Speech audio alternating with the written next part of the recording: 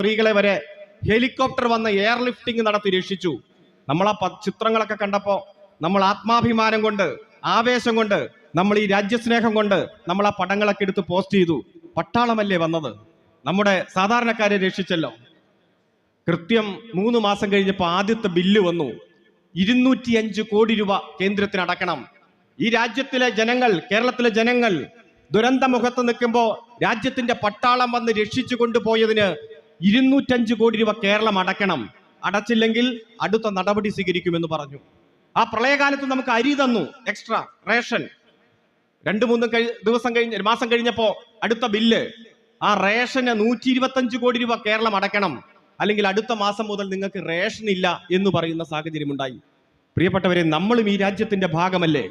ഈ കേരളത്തിലൊരു ദുരന്തമുണ്ടായാൽ ആ ദുരന്തമുഖത്ത് എത്തുക എന്ന് പറയുന്നത് ഈ രാജ്യത്തിന്റെ പട്ടാളത്തിന്റെ, കേന്ദ്ര ഗവൺമെന്റിന്റെ കടമയല്ലേ? ആ കടമ നിർവഹിക്കുന്നതിന് നമ്മൾ പണം എണ്ണി കൊടുക്കണമെന്ന് പറയുമ്പോൾ നമ്മളെ ഏത് രൂപത്തിലാണ് അവർ പരിഗണിക്കുന്നത്? 4 ദിവസത്തെ ശമ്പളം കടമായി സർക്കാർ ഉദ്യോഗസ്ഥന്മാർ തരണമെന്ന് പറഞ്ഞപ്പോ ആ ഉത്തരവ് കത്തിച്ച കോൺഗ്രസിന്റെയും BJPയുടെയും പ്രതിനിധികൾ അടക്കമുള്ളവരാണല്ലോ ഈ കേരളത്തിൽ ഇപ്പോൾ വർത്തമാനം പറഞ്ഞുകൊണ്ട് രംഗത്ത് വരുന്നത്. ഞാൻ സൂചിപ്പിച്ചത്, ഈ കേരളത്തെ തകർക്കാൻ വലിയ ഗൂഢാലോചന നടത്തി മുന്നോട്ട് പോവുകയാണ് രാജ്യം ഭരിക്കുന്ന ഗവൺമെന്റും അതിന് നേതൃത്വം കൊടുക്കുന്ന സംഘപരിവാറും അതുപോലെ കോൺഗ്രസും വലതുപക്ഷ മാധ്യമങ്ങളെല്ലാം ചേർന്നുകൊണ്ട്.